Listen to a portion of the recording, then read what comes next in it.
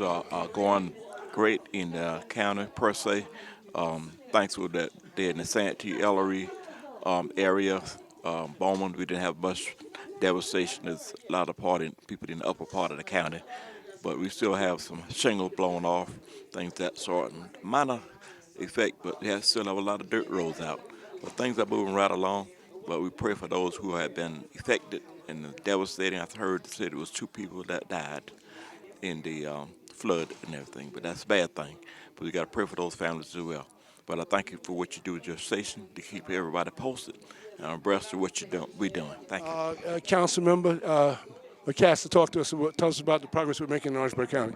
Oh, we're making a whole lot of progress, but I just want the citizens to be very patient with us at this time because we have bridges out, roads out, and your normal requests for different things may be a little bit longer to fulfill because we have some major things. We have a bridge out on Cannon Bridge Road. We have bridges out on North Road. So those things are going to be very important for us to get done. And those are things that are going to take a while. So if you got a bridge out, it's going to be from 6 to 8 months before those things are going to be repaired. And I just want everybody to be patient. And like I said, this is McCaster from District 3, Orangeburg County. And thank you so much. Merle Johnson, Executive Director for Orangeburg County Development Commission.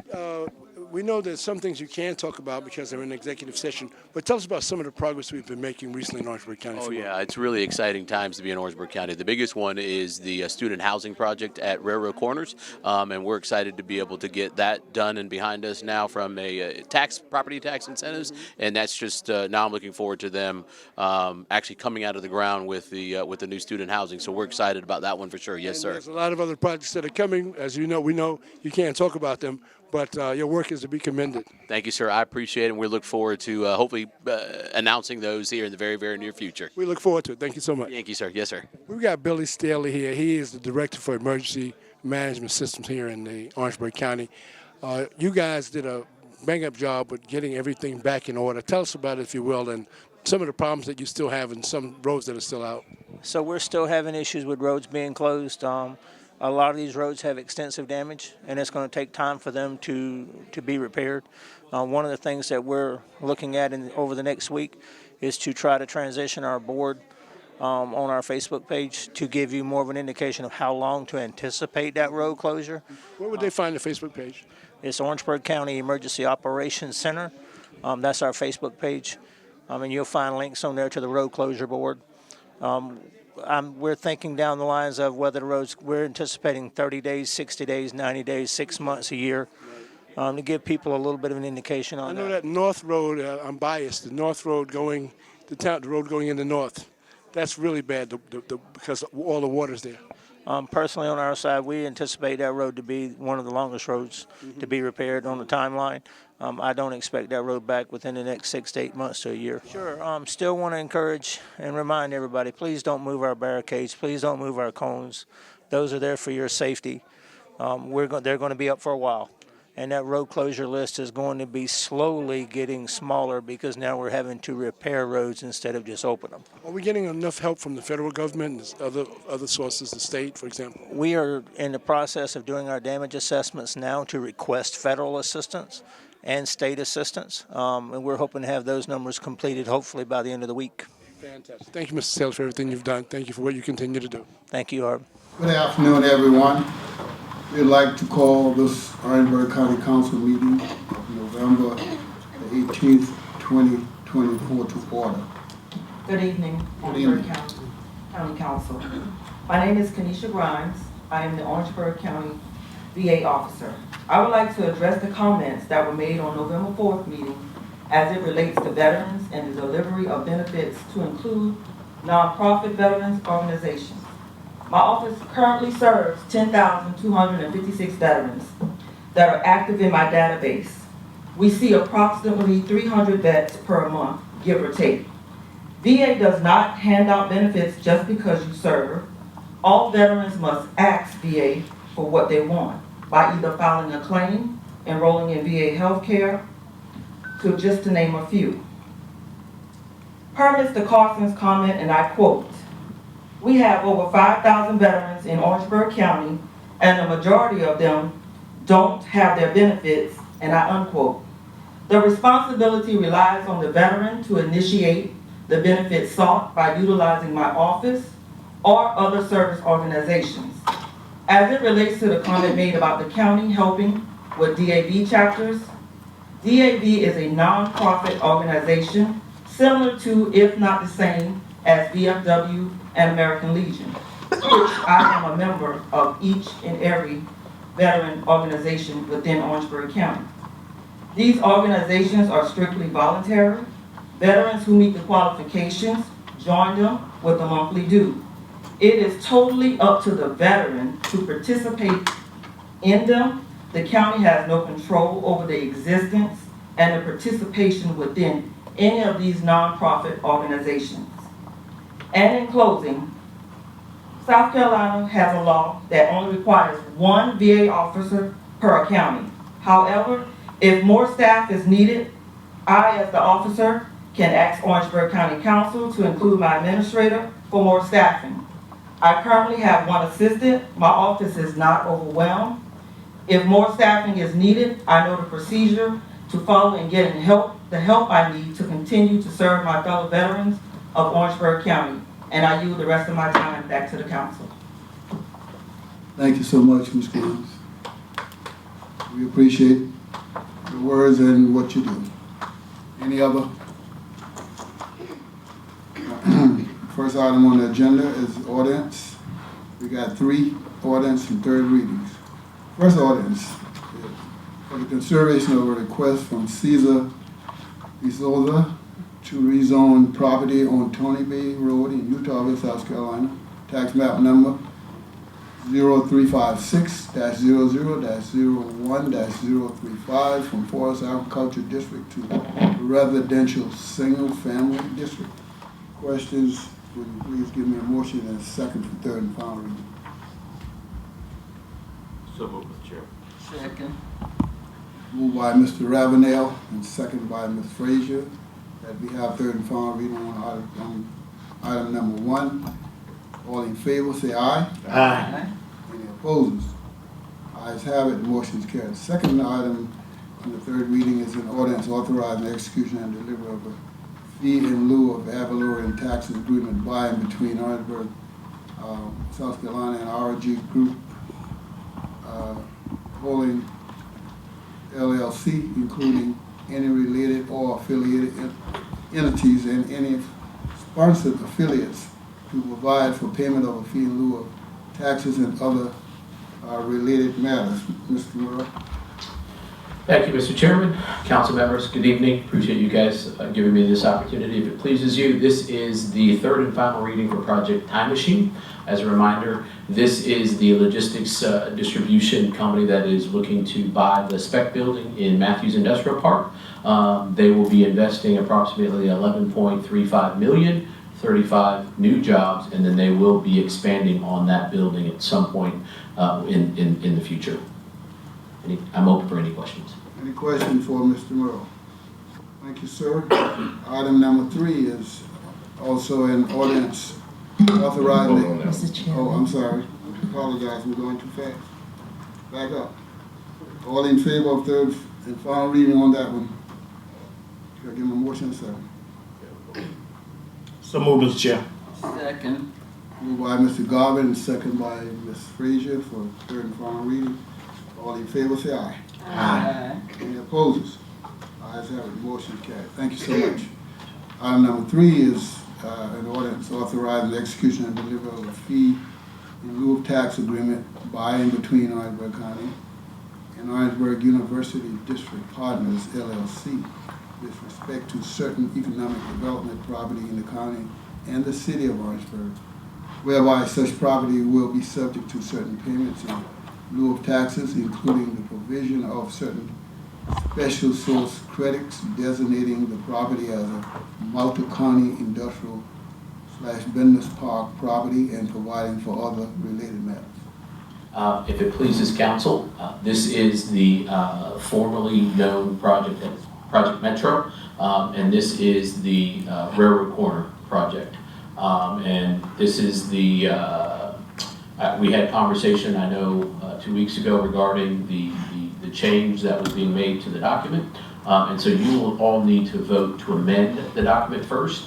And that amendment is on page 6 of the documents that were sent to you. And it is section 2.02E.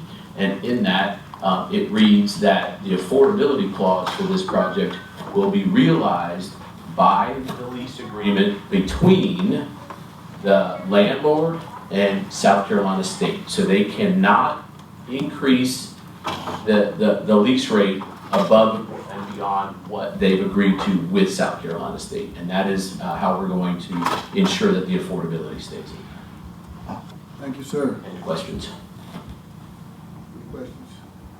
So again, Mr. Chairman, you'll need to vote to amend it, or to amend the agreement and then vote to approve it. Okay. After that. Can I get a motion and a second to amend the agreement as explained by the Economic Development Director? So move, Mr. Chair. Second. Moved by Mr. Lawrence Frazier, and second by Ms. Letitia Walker, that we amend the agenda as explained by the Economic Development Director. All in favor, please say aye. Aye. Any opposers? Ayes have it, the motion is carried. Next, I would like to have a motion and a second for third and final reading on this item. So moved, Mr. Chair. Second. Moved by Mr. Ravenel and second by Ms. Frazier, that we have third and final reading on the item that let you know by say aye. Aye. Any opposers? Ayes have it, the motion is carried. Thank you, sir. Thank you. Next item is a resolution. This resolution is declaring the results of the 2024 capital project sales and use tax referendum and other related matters. And I will yield to the administrator, but I would just like to say thank you to the public for voting positive on this, because this is something that's going to benefit the county in the long run, on and on and on. So thank you so much. This was a good move. Mr. Mayor. I have no further comments. I just stated that this is the capital project state tax that's required to go before the voters in the form of a referendum, and to move forward with the matter requires the resolution from the county council. Okay. If no questions or comments from council, I would appreciate a motion and second for that resolution. So move, Mr. Chair. Second. Moved by Mr. Lawrence and Frazier, and second by Mr. Joseph Garvin, that we pass the resolution on capital project sale tax. All in favor of it, please say aye. Aye. Any opposers? Ayes have it, the motion is carried. Mr. Chair, I'd like to say something Yes, about ma'am, please. that tax. Thank you, Janie Cooper, for what you did and the statements that you made at the radio station that Harvey owns. It was on time and it was very timely about the tax, the continuation of the tax. Thank you very much for what you said about the tax and the penny. Thank you. Thank you so much. We appreciate everybody and the whole team getting it over the line. All right. The next item on the agenda is a vote for executive session, and first item on the executive session is economic development update under South Carolina Code 34-70, and it's in connection with Project Magnolia and Project Chipper. And the second item on the agenda, on the executive session, is a legal briefing from the attorney in the case of the McKnight construction case. These are the two items that we will be going into executive session to discuss and get information on. Once we get a motion and a second to go into executive session, then we will also get a motion to adjourn. So at this time, could I get a motion and a second to go into executive session for those two items I just listed? Mr. Chairman, we go into executive session for development update and legal briefing. Second. Moved by Mr. Garvin and second by Ms. Lawrence Frazier, that we go into executive session for those two items that was mentioned. All in favor, say aye. Aye. Any opposed? Ayes have it, the motion is carried. Orangeburg County is land rich, as we know, and we have many developers coming in, purchasing land, buying it, and going their different places. There's nothing wrong with that, but I think we should consider the area that they are developing in. I know several areas where they have come in and developed, built houses that will only depreciate those houses that are there. So I think we need to take a look at our residential development ordinance and just update it. That's my. Thank you so very much, Ms. That's a good, I think we're supposed to be working on that, if I'm not mistaken, right? I think we're working on trying to update those ordinances to make sure that we put things in the proper position. So, Chairman Wright, thank y'all for letting me speak here tonight. So, I'm Preston McClellan, Planning and Zoning Director for the county. Right now, we are implementing a sustainability study for the county, which is supposed to be targeting key areas of the county to see how the city is growing with regards to utilities, population, demographics, everything. At the end of that sustainability study, that we're going to be doing a comprehensive zoning future land use map update, and we're working with some consultants to potentially also do a zoning ordinance rewrite. This is a process that normally takes a few years to complete, but we've already started that process with the sustainability study, and we're working through that with the Smart Growth Summit that we recently held over at the County Event Center. So we have realized that we are working through it. It just takes time. We have to have those studies completed so we know where to put money and what funding we need to ask for and things that we need to do. Thank you, sir. You're welcome. Thank you. Thank you, Preston. I appreciate it. You're welcome. Ms. Frazier? Well, I'd like to say to Billy and his team, EMS, Todd and his team, and all of those persons who were out there assisting during the flooding here that happened last week. And I'd like to read this, and it says, "We really don't have much to say. We can't find the right appreciation to say all that we would want to. There's no way to ever thank you enough, and may God bless all of you who had their hands in helping to make things much better for the citizens here in Orangeburg." And as John Fitzgerald Kennedy would say, as we express our gratitude, we must never forget that the highest appreciation is not to utter words, but to live by them. To Billy and the others who assisted and helped, thank you, and thank you. Thank you so much, Mr. Lewis, for acknowledging that. Anyone else have something to say? And also, in addition to Ms. Frazier, the thanks. I mean, that's not enough. But we also want to let the citizens know that requests are not going unnoticed, but we have to triage what the complaints or the requests that come in, because as we know, we still have this major ordeal that the county is in, and sometimes requests come in that this flood takes precedence over.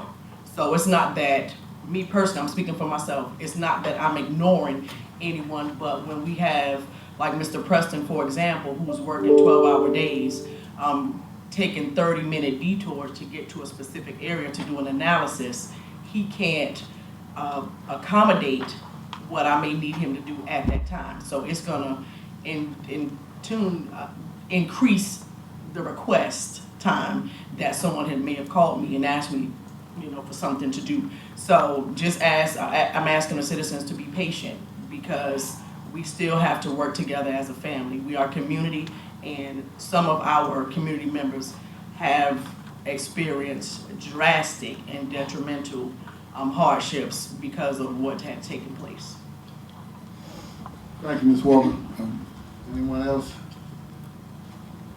We certainly appreciate those comments, because it's all of them on time, and patience is a virtue, so we just got to work on that for sure. And I know we all live in an entitled world, and everybody wants what's important to them, and everybody problem is important to them, but at the same time, we can't sometimes get everything we want. So thank you so much for the words, and I hope that the citizens will understand.